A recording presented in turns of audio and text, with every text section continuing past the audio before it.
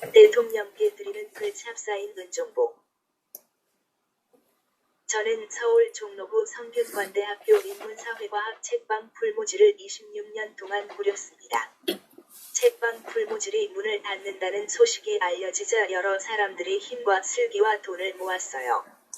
풀무질을 인수하겠다는 젊은 사람들이 나왔고 풀무질을 다시 일으켜 세우려고 책을 사주었지요.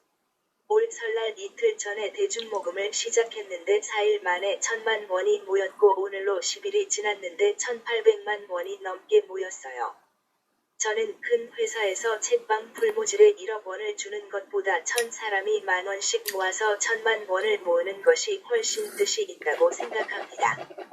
물론 어떤 회사가 책방 풀무질에 그렇게 큰 돈을 주지도 않겠지만 저도 받지 않겠습니다. 하지만 가난하지만 마음 맑은 사람들이 만 원씩 모아서 준다면 기꺼이 받겠습니다. 책방 풀무질에 오는 사람들에게 물었습니다. 대통령께 하고 싶은 말이 무엇이냐고.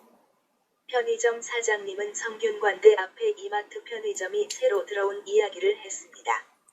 올 3월부턴 편의점 사이에 거리를 두어야 하는데 그 법을 피해서 서둘러 편의점을 새로 연 것이지요. 편의점 본사에서는 동네에 편의점이 많이 생기면 돈을 더 벌겠지만 동네 편의점들은 서로 경쟁으로 문을 닫을 수밖에 없다고 하셨어요. 최저임금을 올리는 것도 찬성이지만 동네 편의점 거리 제한, 옹기니 주 대시 제한, 두기를 먼저 했으면 좋았겠다고. 성대 학생들에게도 물었지요. 학생 교통요금 할인을 대학생들도 해달라고 했어요. 사실 프랑스에서는 대통령께 드리는 글 찹사인 은종복.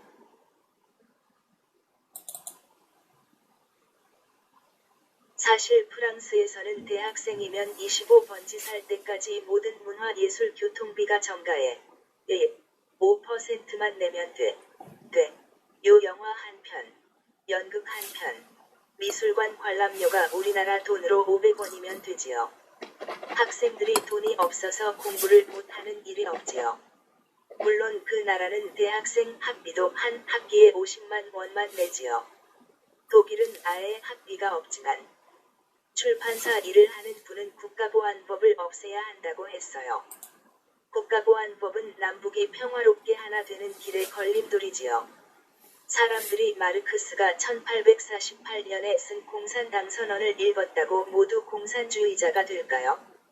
지만원이 1980년 광주항쟁 때 한반도 북녘 사람들이 내려와서 폭동을 일으켰다고 주장한다고 누가 믿을까요? 사상 언론 양심의 자유를 막는 법은 없애야 합니다. 저도 국가보안법으로 1997년에 남영동 대공분실에 끌려갔고 서울구치소에서 한 달을 살다 나왔지요. 지금도 책방 풀무질에는 국가보안법 상이적 표현물에 해당하는 책들이 있어요.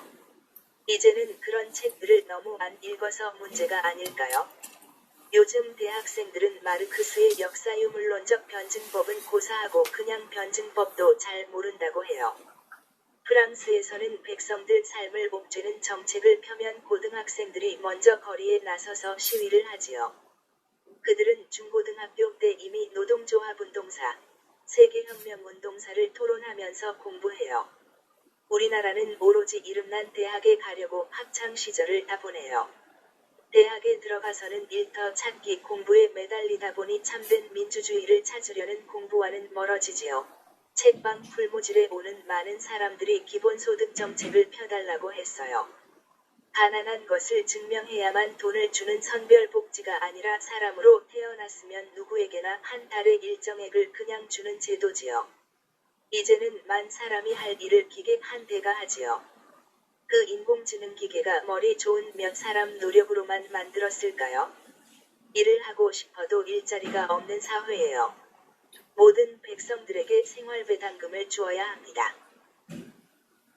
방위분담금으로 미국에 한 해에 1조가 넘게 돈을 주기로 했지요.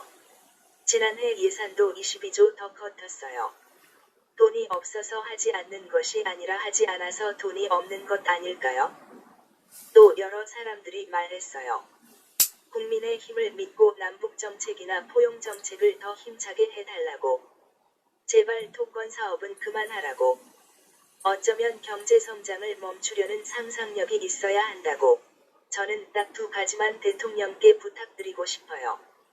농사꾼이 마음 놓고 농사를 짓는 세상과 비정규직이 없는 나라가 되었으면 좋겠어요. 책방을 하는 사람이 이런 말을 하는 것이 뜬금없겠지만 저도 밥을 먹고 살아요. 경제개발협력기구 많은 나라들은 식량 지급률이 100%가 넘어요. 우리나라는 25%가 채 되지 않아요. 석유가 없다면 우리나라에 큰 재앙으로 올 거예요. 얼마 앞서 일을 하다 목숨을 달리한 김용균 님을 생각하면 고개를 들 수 없어요.